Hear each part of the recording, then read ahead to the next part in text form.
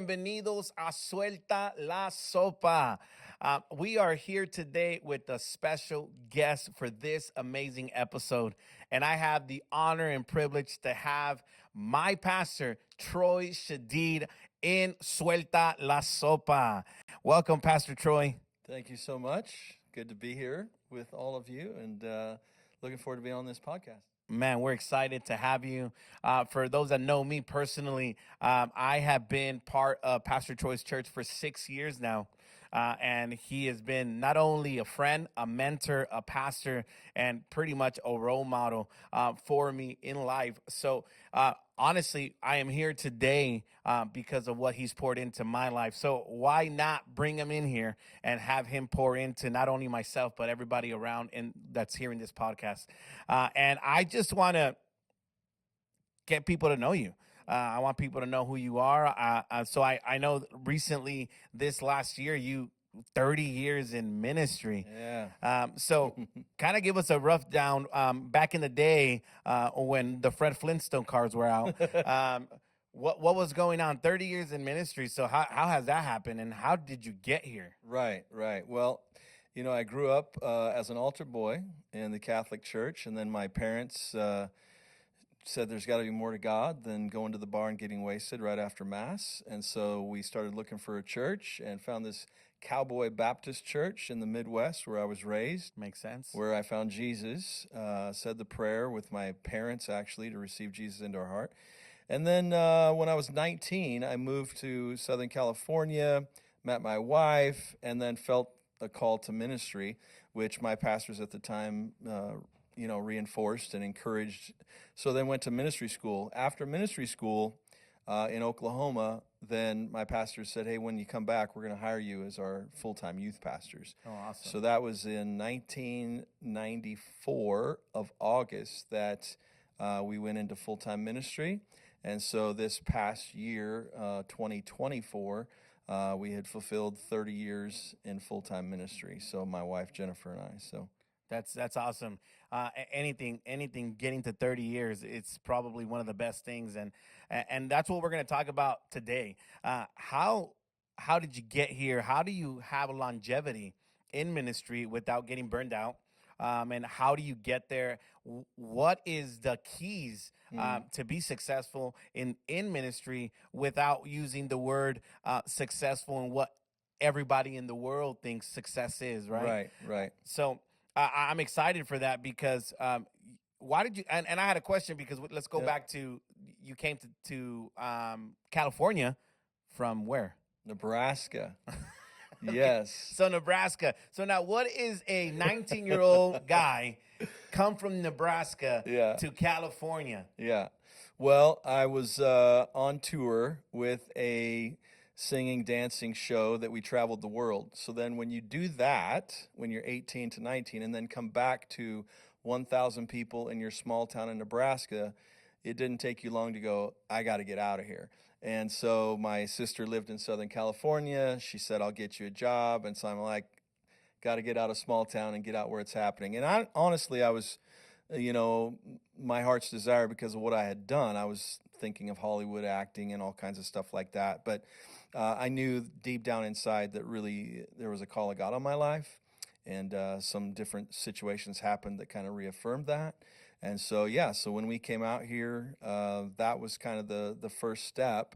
And then, I think the key to that is having godly people around you that speak that into your life. Because I can't say at 19, 20 years old, I was like, oh, I'm going to be a pastor someday. I'm going to take over the world. That's not what you're thinking. But when you have pastors and leaders and mentors in your life that say, hey, do you know you got a call of God on your life? Then it's like, oh, then you start looking at what does that mean and how does that look and what should I do to prepare, which then took us to ministry school to prepare ourselves theologically as well as ministry training so that then they could say, hey, let's hire this couple to be our youth pastors.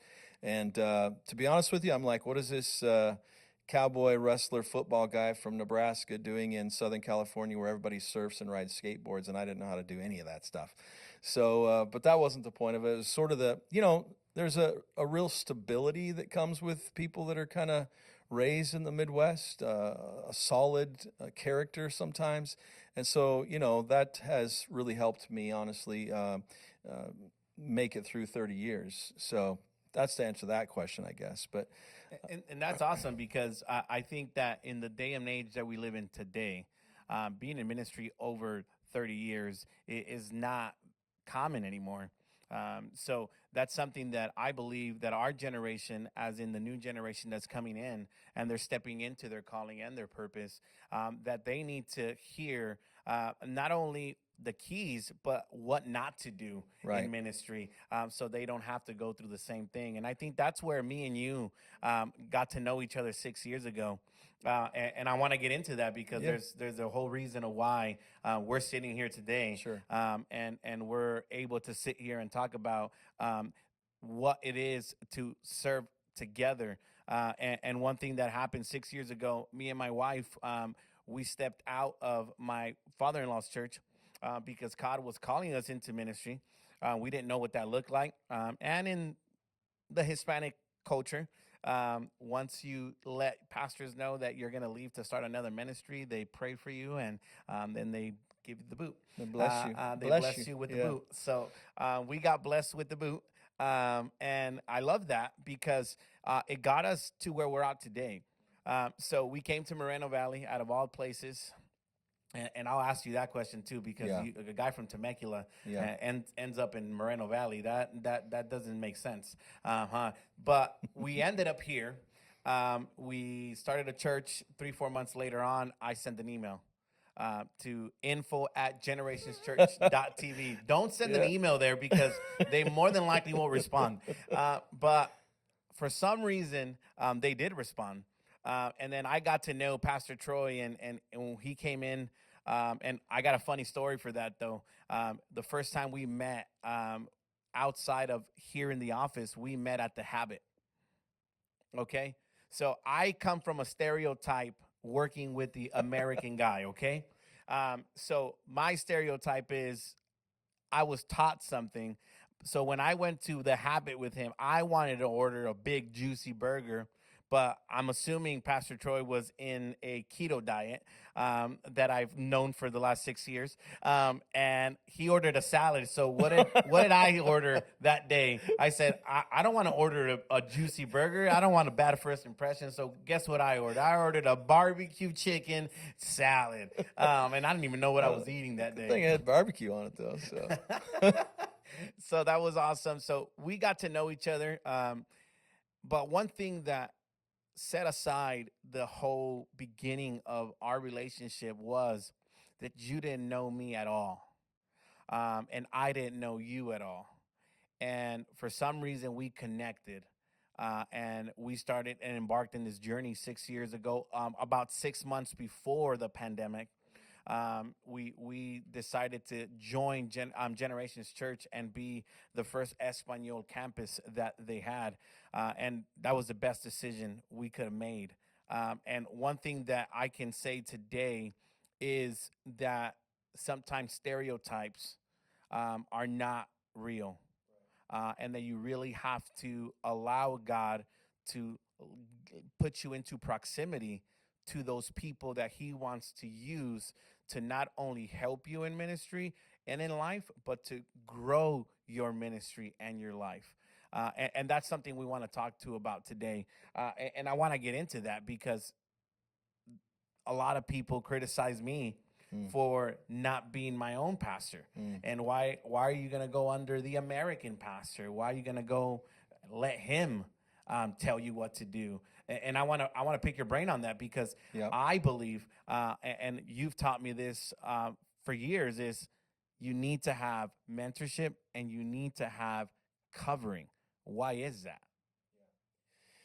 Well, why is that? Is there's too many loose out there on their own, just do it their own way. And this is why we have a lot of hurt sheep in the church and the body of Christ, is because you have people out there that are trying to be the person that they see on TV or see wherever, or I want to be like this guy. And we don't really dig deep enough to go, what is my identity? What is my calling? And what is my God assignment? Because everybody wants to be the guy that has the assignment of the multi-thousand church. But that might not be your call.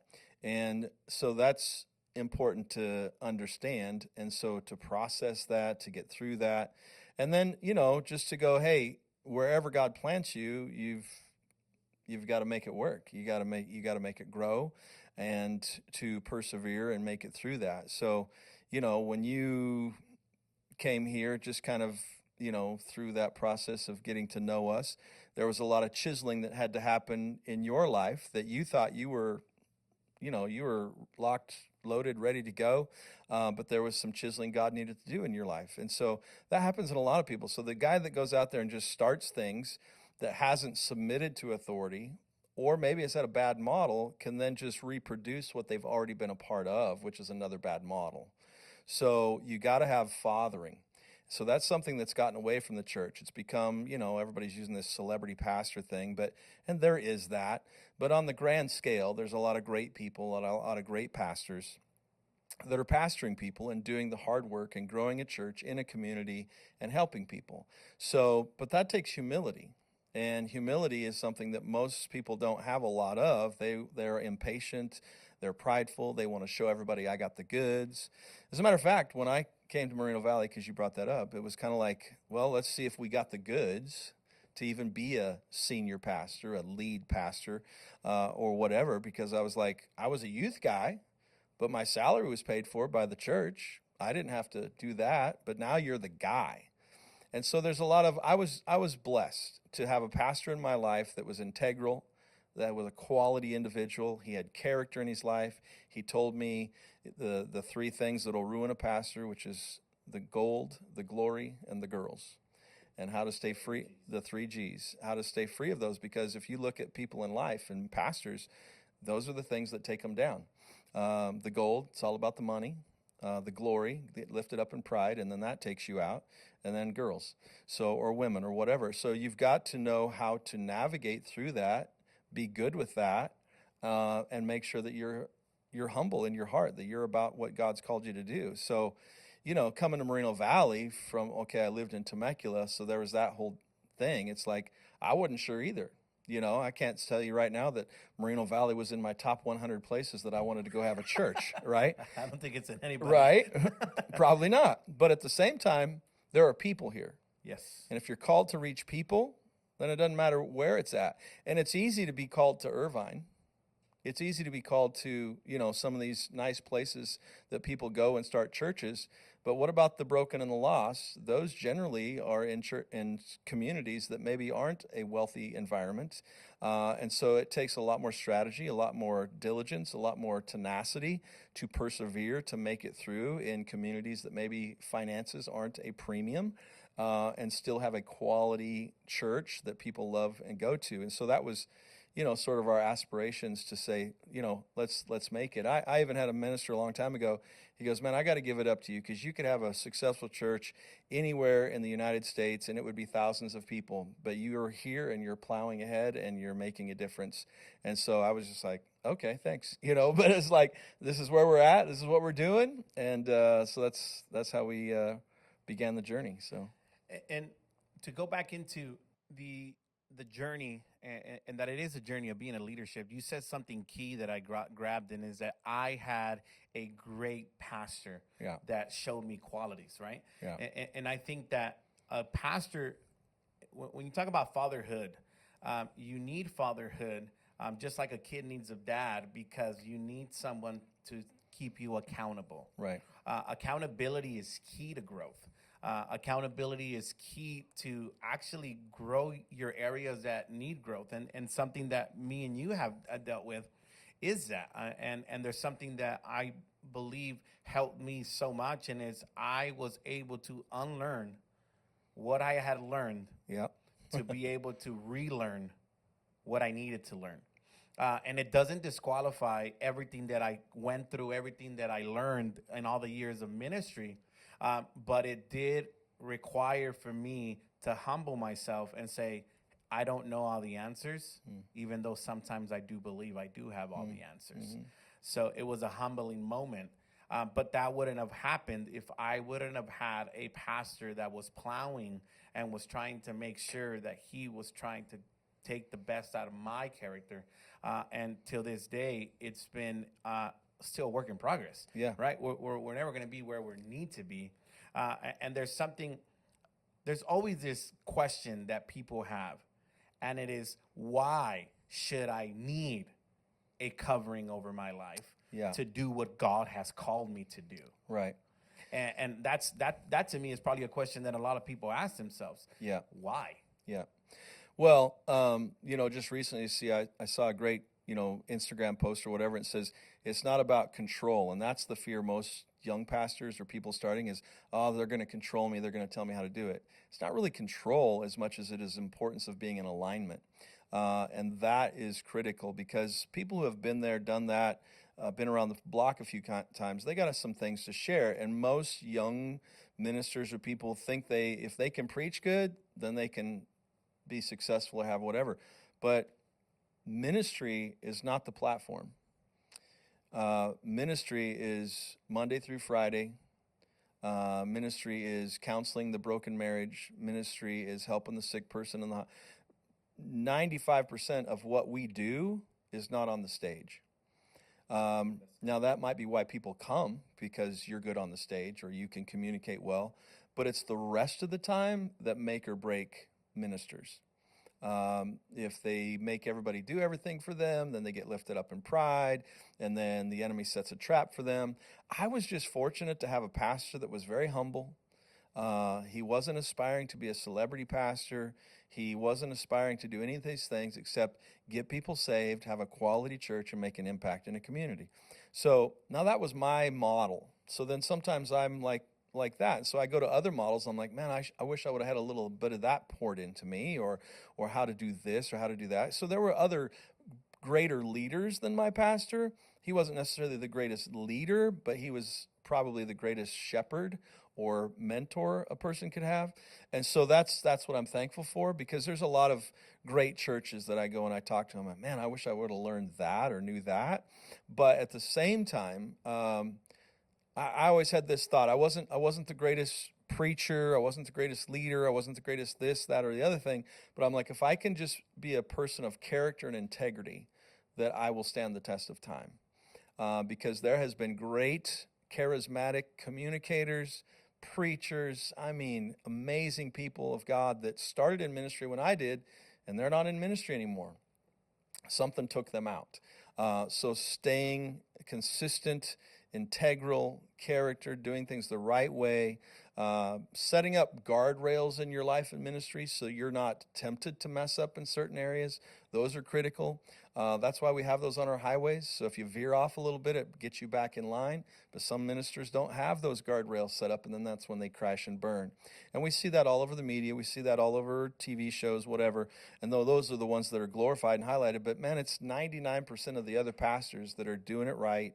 They're preaching the word. They're honoring their family and their marriage. They're modeling it to other people. And that's what's, to me, is going to stand the test of time, is the integrity and the character. So that's how you last 30 years.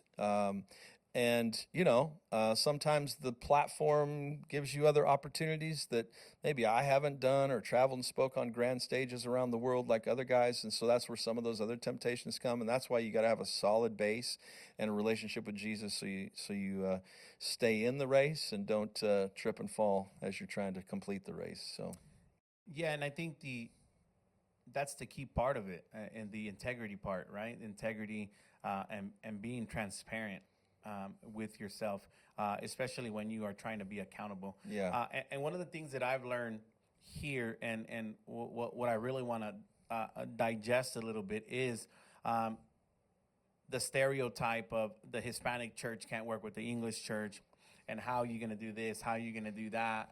They don't understand the culture.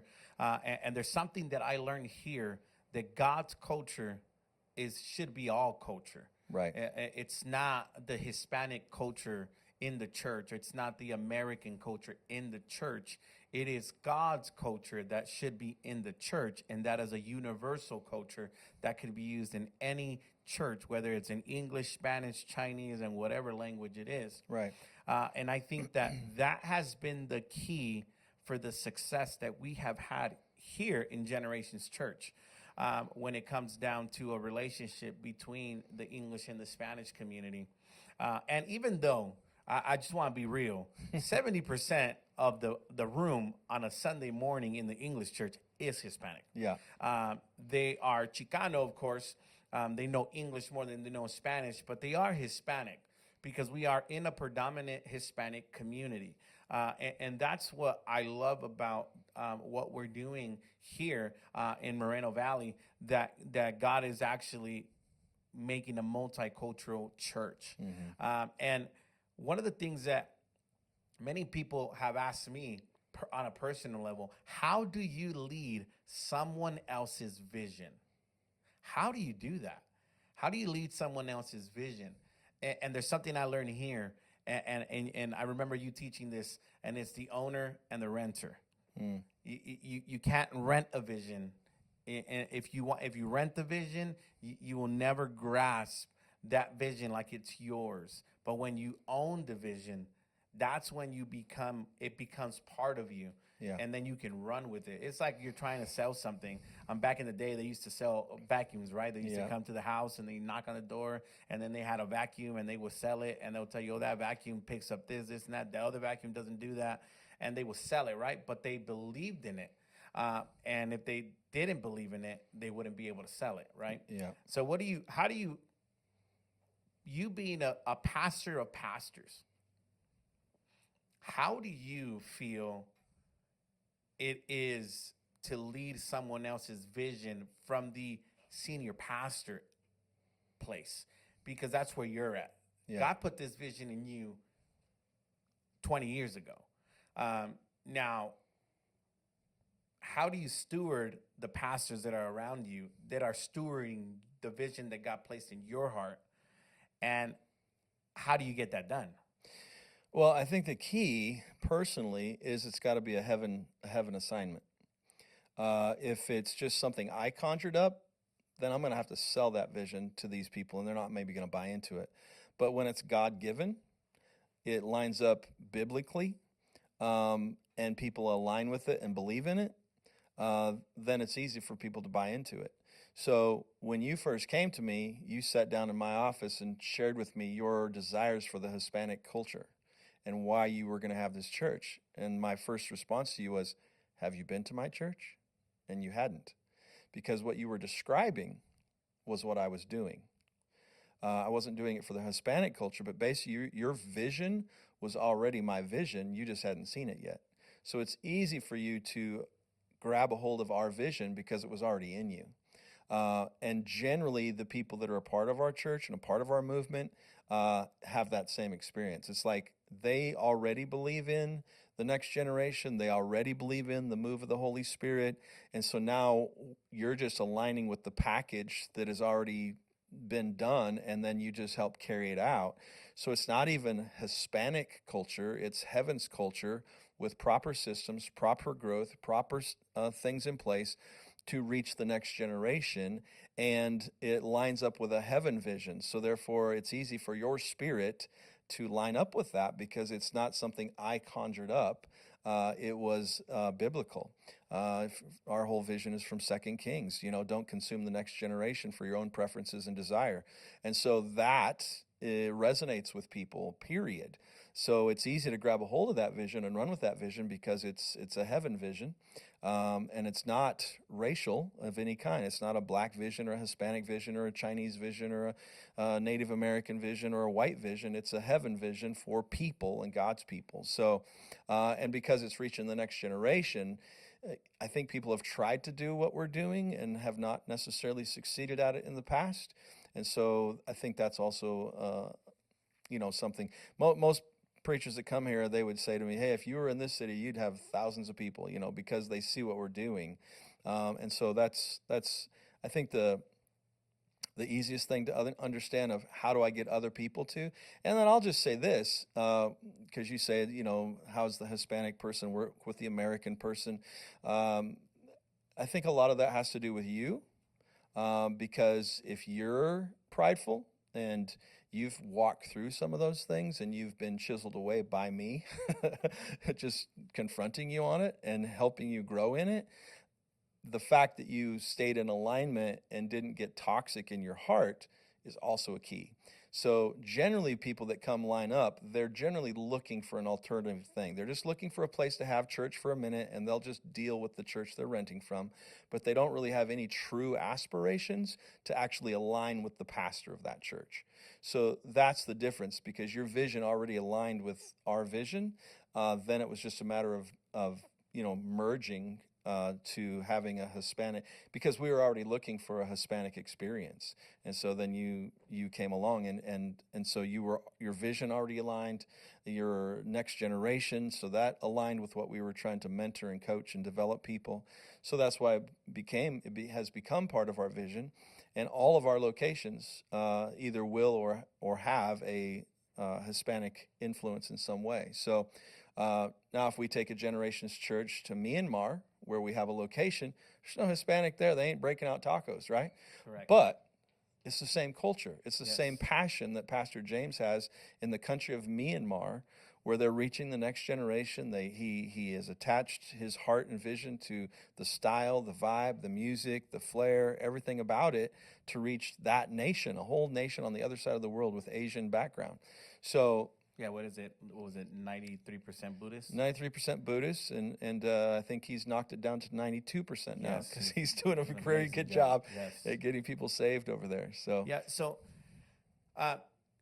that's a great mindset coming from a senior pastor, right? So now I want to turn it around and go from the lead pastor of a campus, and now having to align yourself to an apostle that you have become for us. And how do you do that? And I was teaching this in GCMS a couple of weeks ago. You have to know the what's vision. GCMS? GCMS is our ministry school. Oh, okay, nice. So, and there was something amazing about it, because being able to teach that to the next generation of leaders, and being able to say not only, oh, this is what I have on my paper, but no, this is what I've actually done, and that's why I'm still here, is because of that. And I believe that you have to own it, but you have to know it. And you have to know why we're doing what we're doing, right? Right. And one of the biggest things for me is the transparency. And our mission statement says it, right? We are spirit-empowered people. Right. We flow with the Holy Ghost. We're not a Pentecostal church. We're not a denominational church, but we're a spirit-empowered church. We allow the Holy Spirit to move. And that, to me, is a key factor for our growth in all the movement. But at the same time, we're so transparent. And we make it so easy for people to actually want to come and be themselves. Yeah.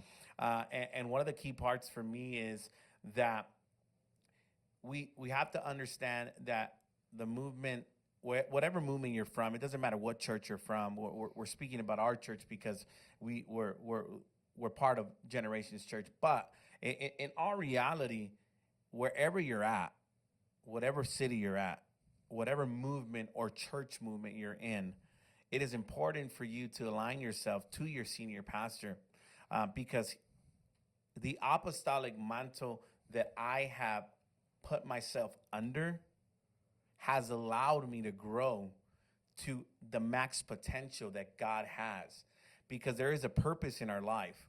But in order for that purpose to become uncommon, there has to be some kind of surrender. And I've learned this the hard way. Even being in Generations Church, I've learned it the hard way, because I have aspirations. I have certain things, right? But those are my purposes. So that everybody can have a purpose, but an uncommon purpose is I have so much faith in what God's purpose is for my life that I'm going to surrender all of what I want.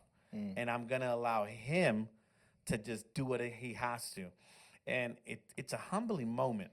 And I think that if we can all fall back in that, and you can even put this in the workforce. Sometimes you go to McDonald's, right? And I ask for a Coke with no ice. And I get a Coke with ice, right? And it's the owner. It has nothing to do with corporate. It has to do with who's stewarding the vision of corporate. So you can be an owner because you're there, but are you stewarding the actual vision of the house? And that's how I feel that we need to do as location pastors or campus pastors, whatever you call them, is that we need to steward the vision of the house like if it was ours. Yeah. And the only way we make it ours is the moment that you say, well, this is not Pastor Troy's vision. This is my vision. Because it doesn't matter if you created it or not. It doesn't matter if God didn't install it in you. But what matters is that Moses had somebody that heard it, loved it, took it, and fulfilled it, even though he wasn't here anymore. Mm-hmm. So that's something that I've learned in walking with God. And we're gonna go to one more topic. Okay. I wish we had more time, but I think that walking with God is important, but there's key elements to actually fulfilling God's purpose in your life. And that could be at a church plant, that could be in ministry, that can be in any aspect. What do you believe is the key elements to actually walking God's purpose the way he wants you to walk, not the way you want? Well, the way he wants you to, well, I mean, obviously, biblically following it, but just to bounce back, and then I'll come back to this purpose one. I think one of the other keys with what we do here, which allows people to align with our vision, is that there's potential to go somewhere. So one of the things when you're just a part of a local church and that's not apostolic driven, you feel trapped, like there's nowhere for me to go to. So the only option is to go start my own church. Where here it's different because you can be raised up through our ministry school that you spoke of, and then you can be a youth pastor, a children's pastor, a worship leader, an assistant pastor at any of our locations and develop yourself. But then also it has allowed you to have vision beyond one location because you're like, well, we could have a Hispanic church at this location and this location. I said, yep. And who's going to lead it? And you go, oh, I will. So it gave you vision beyond just one local place, which allowed you freedom to have vision and desire of, I can go somewhere here. I don't have to just go start my own thing because there's nowhere for me to go. So I think that's critical too, is a lot of people can come and find purpose here and go, there's potential for me to grow here. I could actually expand and lead my own location of Generations Church. So then that allows people not to jump ship and go start something else because of that. But as far as staying aligned with purpose, knowing your purpose, obviously, it comes back to the humility of knowing what you're called to do. I'll be honest with you, I didn't, when I was 19, 20, 25, 27, when I was a youth pastor, I didn't have, that's one of the problems, is some people use youth ministry or children's ministry as a stepping stone or even worship just to get experience, to get to the next level. And that's always the wrong motive. Because when I was a youth pastor, I wanted to be the best youth pastor I could be. We had world-class leaders coming and speaking at our youth conferences. I didn't have aspirations to go start my own church. I was trying like, am I even good enough to be a youth pastor, let alone run my own thing? And then when my pastor agreed that it was time for me to go take over this church in Moreno Valley, that pastor came to my pastor, then I knew that there was a blessing on it because I wasn't creating it. I wasn't trying to make it happen. It was actually a blessing and an idea from my pastor and this other pastor that I should come take over this church. So then you go, well, I don't even know if I'm good enough to be the senior pastor. So then you discover your purpose as you follow the Lord's plan, one step, one day at a time. Most people get ahead of God's plan. There we go. Yeah. Or they hear a prophecy and they think it's supposed to happen right now. But prophecy is foretelling God's perfect plan for your life should you stay in his will. Oof. It doesn't mean it's supposed to happen tomorrow. Correct. So some people jump ship on the alignment and the development phase. One of my spiritual daughters just did a teaching at our GCMS. She goes, in the business world, because she's in business, we do beta testing. And in beta testing, we try the product out in a small package area to see any flaws or any issues before we take it to market. She goes, in the church world, most people don't want to go through the beta testing. They want to just go straight to the market. Correct. But the beta testing is can you run this event? Hey, can you help support the pastor here? Can you help put on this conference? Can you run the youth ministry? Can you speak to the kids ministry? Can you help usher today? Can you park some cars for some handicapped people? Whatever. And so if you can't pass the beta testing, then you're never going to go to the marketplace. And so people want to jump ship to the marketplace before they've gone through the beta testing of where's your heart, because that's where hearts are revealed. Yeah. And that's where people fail later in life, is because they didn't go through the beta testing, which is alignment with a local church and submission to a church and submission to a pastor. And, you know, when I was a youth pastor, I had lots of aspirations and desires, and my pastor put me in check many times, and I got upset and I got mad. But, you know, you look back at it and you go, oh, he was right. I was just getting ahead of myself. And I think that can be a killer for us, because if you get ahead of yourself, then you can ruin God's plan for your ministry that he had in store for you, because you took your route, not his. Right. And I believe that is a key factor, right? And it has been a great journey to walk with you, and a great journey to be led by you. And I'm honored today to be able to have you with us, and be able to kind of chit chat about what we've been doing for the last 5 years. Yep. And I was in ministry for a long time before I got here. We were laughing on Tuesday because we were talking about, oh, you know people? And I was like, well, I had a life before here. And sometimes we forget that we did one.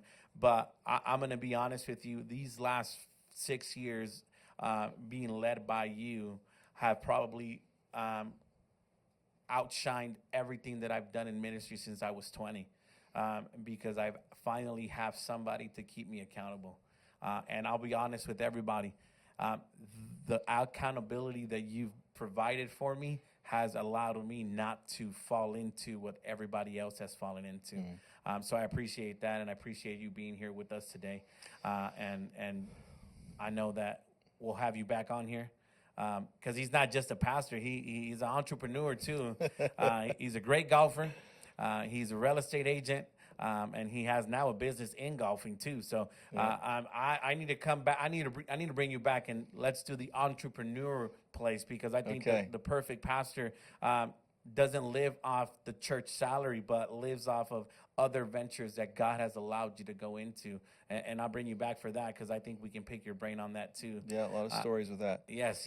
Well, thank you, Pastor Troy, for being with us today. And everybody, hey, thank you for being in our episode of Suelta La Sopa. Y no se preocupen, el próximo episodio va a ser en español, porque vamos a estar haciendo los dos lenguajes. Gracias por estar con nosotros. Thank you for being with us. Hasta la próxima.